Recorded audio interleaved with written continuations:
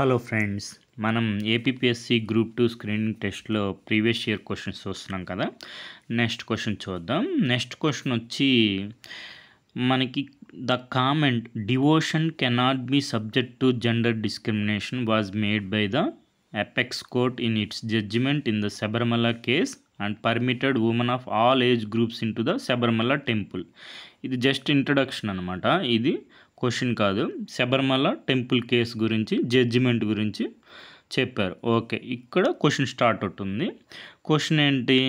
Who among the following middle aged women first entered the Sabarimala temple after the Supreme Court judgement.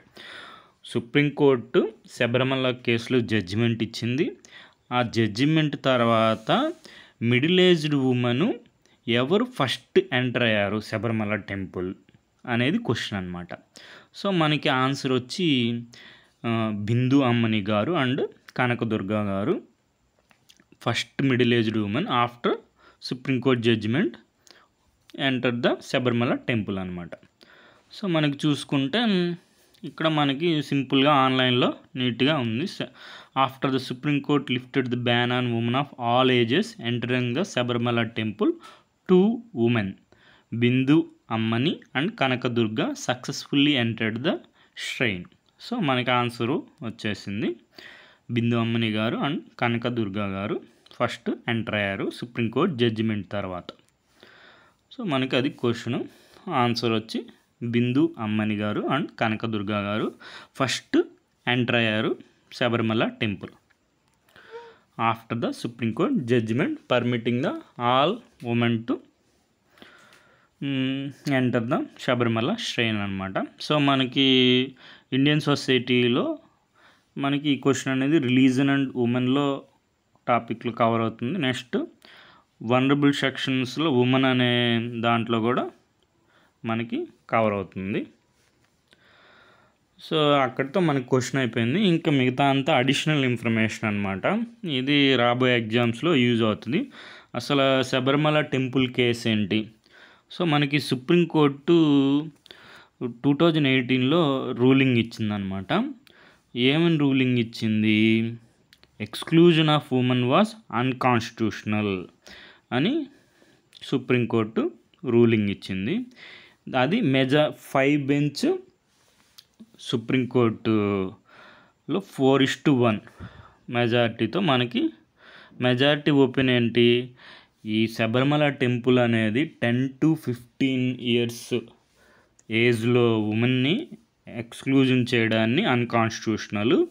ఇది majority opinion ఏంటి? ఈ practice అనేది violate చేస్తుంది. ఏమేమి violate చేస్తుంది? Article 14, article 15, article 19(1) of A, next article 21, article 21(1). So ఇవన్నీ మనకి మ్యాచింగ్లో వచ్చే అవకాశం ఉందన్నమాట. ఆర్టికల్ 14 సైడ్ ఆర్టికల్స్ ఇచ్చేసి ఇటు సైడ్ ఏంటి? ఆర్టికల్ 14 వచ్చి రైట్ టు ఈక్వాలిటీ, ఆర్టికల్ 15 వచ్చి ప్రొహిబిషన్ ఆఫ్ డిస్క్రిమినేషన్, ఆర్టికల్ 19(1) వచ్చి ఫ్రీడమ్ ఆఫ్ స్పీచ్, ఆర్టికల్ 21 వచ్చి right to life and Liberty, and article 21(1) వచ్చి freedom of religion. So of Indian constitution అనమాట. So next ఇంకేంటి? ఎసెన్షియల్ రిలీజియస్ ప్రాక్టీస్ టెస్ట్ అని ఉంటుంది. ఆ టెస్ట్లో మనకి ఈ ఎక్స్క్లూజన్ ఆఫ్ ఉమెన్ అనేది ఎసెన్షియల్ రిలీజియస్ ప్రాక్టీస్ కాదు, not fall under the category of essential religious practice. So practice was discriminatory అని మెజారిటీ జడ్జిమెంట్ 4:1. ఇంకా డిసెంటింగ్ ఒపీనియన్ వచ్చి జస్టిస్ హిందూ మల్హోత్రా గారు ఇచ్చారు. హిందూ మల్హోత్రా గారు ఏం చెప్పారు? Court should respect the traditional beliefs of devotees and uphold the autonomy of temple in the managing its affairs అని చెప్పి Supreme Court ruling ఇచ్చిందనమాట. సో మనకి నెక్స్ట్ రివ్యూ పిటిషన్ వేశారు 2019లో, అది పెండింగ్ ఉంది. ఇది 5 జడ్జెస్ బెంచ్ కదా, 7 జడ్జెస్ బెంచ్ కాన్స్టిట్యూట్ అయ్యి చాలా ఇట్లాంటి మల్టిపుల్ కేసెస్ ఉన్నాయన్నమాట. For example female genital mutilation practice among the Dawoodi Bohra community, Muslim women's right to enter mosques, right of Parsi women to enter the fire temple after marrying a non Parsi etcetera. ఇలాంటివన్నీ Supreme Court deal చేయాల్సి ఉందన్నమాట. So వీటి గురించి కూడా చూసుకోండి, రాబోయే ఎగ్జామ్స్లో మనకి క్వశ్చన్స్ వచ్చే అవకాశం ఉందన్నమాట. సో నెక్స్ట్ మనకి శబరిమల కేసు గురించి బ్యాక్గ్రౌండ్ చూసుకుంటే, మనకి ఎక్కడ ఉంది అసలు శబరిమల టెంపుల్ అంటే మనకి కేరళలో ఉంది, వెస్టర్న్ ఘాట్స్లో ఉంది. ఇది ఇంపార్టెంట్ చూసుకోండి, పెరియార్ టైగర్ రిజర్వ్లో ఉందన్నమాట, with in Periyar tiger reserve. So next ఇది మనకి అయ్యప్ప స్వామి గురించి చూసుకోండి. ఈ ప్రాక్టీస్ వచ్చి ఇది women in there మెన్స్ట్రుయేటింగ్ years between 10 to 15 years were customarily prohibited from entering the temple to protect Ayyappa celibacy. So ఆ ప్రాక్టీస్ని అన్కాన్స్టిట్యూషనల్ అని సుప్రీంకోర్టు రూలింగ్ ఇచ్చింది 2018లో శబరిమల టెంపుల్ కేసు. సో ఈ సుప్రీంకోర్టు మనం ఆల్రెడీ చూసాం కదా, ఏమున్న ఇష్యూస్ అన్నీ ఒకసారి చూసుకోండి. ఇది ఈజ్ ఎక్స్క్లూజన్ అనే essential religious practice under article 25. Does rule 3, ఇది important, rule 3B of Kerala Hindu places of public worship rules permit religious demands to ban such entry. మనకి డైరెక్ట్ ఇస్తారు, శబరిమల కేసులో ఏ రూల్ని అన్కాన్స్టిట్యూషనల్ అని చెప్పారు, rule 3B of Kerala Hindu places of public worship rules. So అవి చూసుకోండి ఒకసారి. నెక్స్ట్ ఈ మెజారిటీ ఒపీనియన్ ఏంటి, ఇది చెప్పాం కదా, rule 3B of public worship rules permitted the practice prohibiting women as unconstitutional. ఇది మనకి నెక్స్ట్ జస్టిస్ చంద్రచూడ్ గారు ఉంటుంది, ఆర్టికల్ 15ని స్కోప్ని ఇంకా ఇంక్రీజ్ చేస్తారనమాట. మనకి అన్టచబిలిటీ అనేది not only related to caste, it also included any type of social exclusion based on purity notions. Untouchability అనేది caste రిలేటెడే కాదు, any type of exclusion based on purity notions. So అది కూడా ఒకసారి చూసుకోండి. సో నెక్స్ట్ డిసెంటింగ్ ఒపీనియన్ వచ్చి Justice Indu Malhotra garu ఇచ్చారు. It is not for the courts to determine which of this religious practice are to be struck down except if they are pernicious, oppressive or social evil like sati. ఈ concept of rationality అనేది cannot be applied to religious issues. Religious beliefs must be balanced against constitutional principles of non discrimination and equality. So ఇది 4:1లో dissenting opinion justice Indu Malhotra గారిది అనమాట.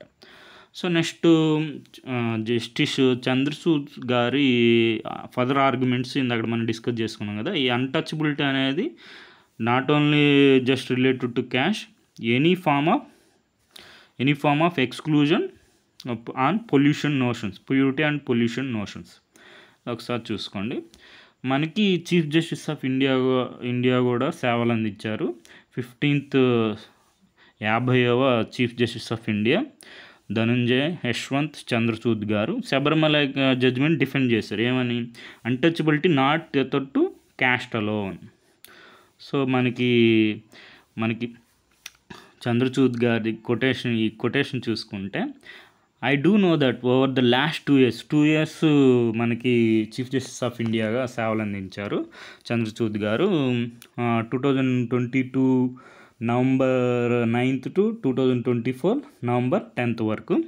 So ఈ 2 yearsలో I do know that over the last 2 years I have woken up every morning with commitment to give the job my fullest and gone to bed with the satisfaction that I served my country with utmost dedication. It is in this that I seek solace. So మనకి ఇన్స్పిరేషన్గా తీసుకోవచ్చు. మన civil servant అనేవాళ్ళు ఎప్పుడైనా కానీ మన ఎబిలిటీకి తగ్గట్టు మనం వర్క్ చేయాలన్నమాట. సో మన సివిల్ సర్వెంట్ యాస్పిరెంట్స్ కూడా అంతే, మనం ప్రతిరోజు మన ఎబిలిటీకి తగ్గట్టు మనం ప్రిపేర్ అవుతూ ఉంటే ముందుకు సాగుతూ ఉండాలి. సో ఇవన్నీ మనకి ఎందుకయ్యా అంటే, మన సార్వి చాలా చంద్రచూడ్ గారివి ల్యాండ్ మార్క్ జడ్జిమెంట్స్ ఉన్నాయి. For example not legalizing same sex marriage. ఆ జడ్జిమెంట్లో మనకేంటి, the Supreme Court held that there is no fundamental right to marry. So ఈ స్టేట్మెంట్ మనకి డైరెక్ట్ క్వశ్చన్ వచ్చింది Group 2 మెయిన్స్లో, there is no fundamental right to marry. So next judgment ఏంటి, abrogation of article 370. ఈ జడ్జిమెంట్లో మనం చూసుకుంటే ఆర్టికల్ 370లో Jammu and Kashmir reorganization act ఉంది 2019. సో అది పెండింగ్ ఉంది దానిపైన. సో మనకి Jammu and Kashmir reorganization act అనేది 2019 అని తెలిస్తే చాలు ఈ క్వశ్చన్ ఆన్సర్ చేయొచ్చు. Came into effect 31st October 2019. So మిగిలిన కేసులు కూడా చూసుకోండి. Electoral bonds case, next decriminalizing the adultery, next Ayodhya Rama Janmabhoomi case, so మనకి శబరిమల టెంపుల్ కేసు గురించి ఇంకా కావాలంటే చూసుకోండి. Okay friends, thank you for watching.